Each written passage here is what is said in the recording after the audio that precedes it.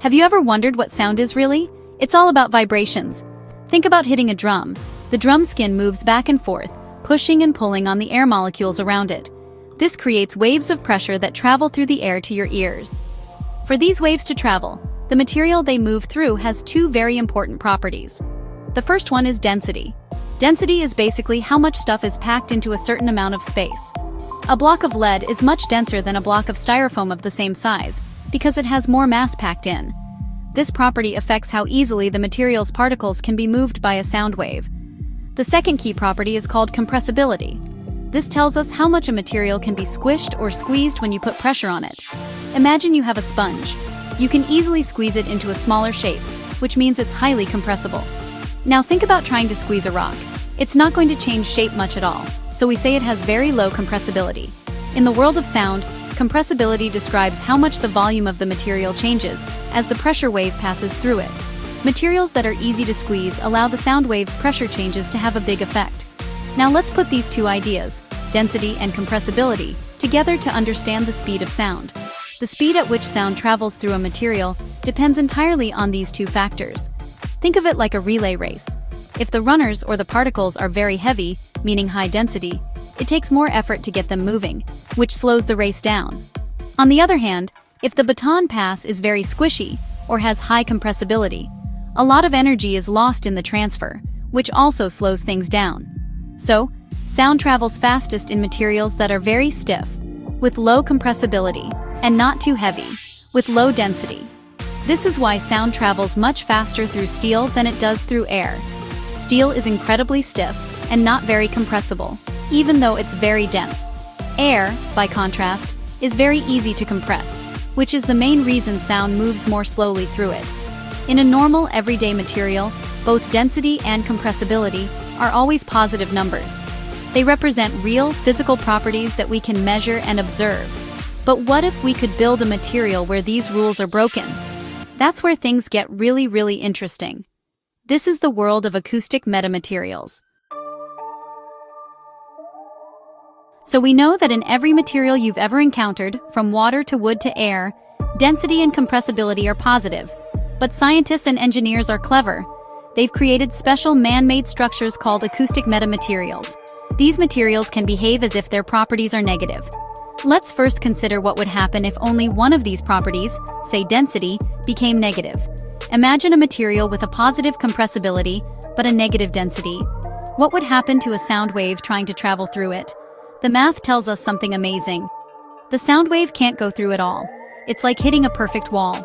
The sound wave arrives at the material and is completely reflected. It's unable to propagate or move forward inside the substance. The same exact thing happens if the material has a negative compressibility but a positive density. Again, no sound can pass through. This region where sound is blocked is often called a band gap. It's a range of sound frequencies that are forbidden from existing inside the material. This effect alone is incredibly useful. You could design materials that block out specific annoying noises while letting all other sounds pass through, like a highly advanced form of noise cancellation.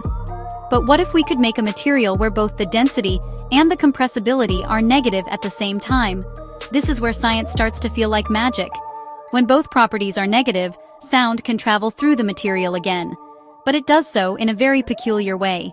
In a normal material, the wave crests, and the energy of the wave both travel in the same direction, forward. Think about a wave in the ocean. The shape of the wave moves toward the shore, and the energy it carries also moves toward the shore, eventually crashing on the beach. This seems totally obvious, right? In a double negative material, this relationship is flipped on its head. The wave crests appear to be moving in one direction, but the energy of the sound wave is actually flowing in the exact opposite direction. Imagine watching ocean waves that look like they are moving out to sea, yet they still crash onto the beach behind you. It's a mind-bending concept. This phenomenon is called a left-handed material because the directions of the wave's motion and energy flow are opposite. It opens up a whole new set of rules for how we can control and manipulate sound. So, how on earth do you build something with negative density or compressibility? You can't just find a negative rock lying around. The secret is not in the material itself, but in the structure we build from the material. We use things called resonators. A resonator is just something that likes to vibrate at a specific frequency, or pitch. A simple example is a playground swing. If you push it at just the right rhythm, its resonant frequency, it will swing higher and higher. Acoustic metamaterials are filled with tiny resonators designed to interact with sound waves. To create negative density, scientists often use a structure that looks like a tiny drum skin. It's a pre-stretched membrane held in a frame. When a sound wave hits this membrane, it starts to vibrate. At frequencies below its natural resonance, the membrane moves in sync with the sound's pressure. But if you push the frequency of the sound wave above the membrane's resonance, something strange happens. The membrane starts moving out of sync. When the sound wave pushes in, the membrane moves out. To an outside observer, it looks like the material is reacting with a negative mass, giving us our effective negative density. To get negative compressibility, we use a different kind of resonator, often a Helmholtz resonator. This might sound complicated, but you've probably seen one before. An empty bottle is a Helmholtz resonator. When you blow across the top, the air in the neck vibrates, and you get a tone. In a metamaterial, we use arrays of these tiny cavities. When a sound wave hits them, the air in their little necks sloshes back and forth. Just like with the membrane, if the sound wave's frequency is above the resonator's natural frequency, the air inside the cavity behaves strangely, creating an effective negative compressibility. By combining arrays of these two types of structures, membranes for negative density and Helmholtz resonators for negative compressibility, we can create a double negative material. A practical device that uses these ideas is a leaky wave antenna. These are flat, structured surfaces that can steer a sound beam in a specific direction just by changing the frequency of the sound. By controlling where the material has negative properties, we can make the sound leak out from the surface at a precise angle, which is fantastic for things like medical ultrasound or underwater sonar imaging. Now that we know how to build these weird materials, what can we do with them? The possibilities are truly exciting and could change the way we use sound forever. One of the most promising applications is in sound focusing. Normal lenses, like a magnifying glass, have limitations on how small a point they can focus light to. The same is true for sound, but a flat lens made from a double negative metamaterial could, in theory, focus sound waves to a point much smaller than the sound's wavelength. This could lead to super lenses for medical ultrasound, allowing doctors to see incredibly fine details inside the body without surgery.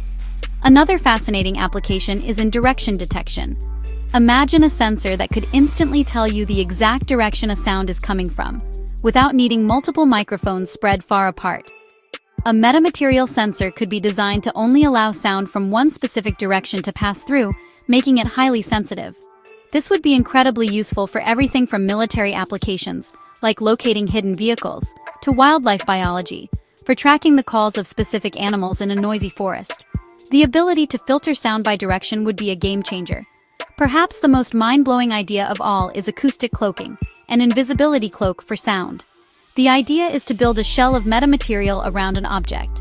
By carefully designing the structure, we can make the material have precisely the right properties to bend sound waves smoothly around the object, as if it wasn't even there.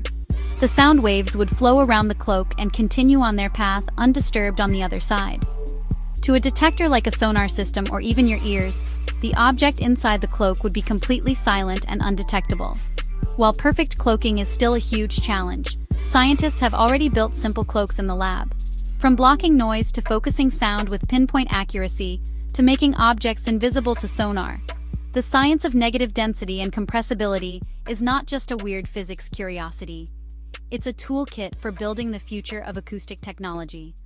By understanding how to control the fundamental properties of a material, we are learning to command sound waves in ways we once only dreamed of.